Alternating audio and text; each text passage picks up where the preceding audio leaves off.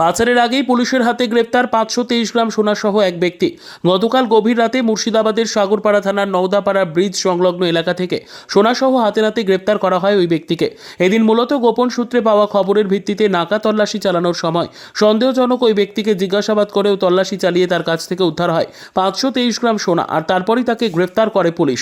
Police সূত্রে জানা গিয়েছে ধৃতের নাম মিলন শেখ, তার বাড়ি সাগরপাড়া থানা এলাকায়। যদিও প্রাথমিকভাবে জানা যায় সে জলঙ্গি থেকে সোনা নিয়ে লালগোলা নিয়ে যাওয়ার পথে গ্রেপ্তার হয় পুলিশের হাতে। তবে ওই ব্যক্তি কী কারণে এত পরিমাণ সোনা নিয়ে যাচ্ছিল অন্যত্র তার তদন্ত শুরু করেছে পুলিশ। যদিও পুলিশ সূত্রে জানা গিয়েছে উদ্ধার হওয়া সোনার বাজার মূল্য প্রায় 52 লক্ষ টাকা। ধৃত ব্যক্তিকে 7 দিনের পুলিশি হেফাজতের আবেদন জানিয়ে সোমবার জেলা আদালতে পাঠায় সাগরপাড়া থানার পুলিশ।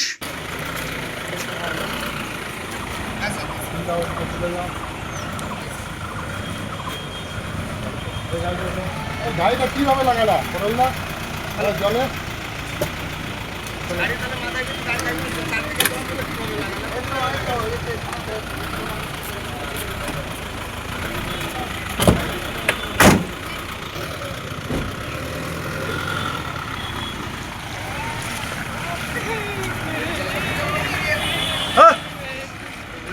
গান কিনছে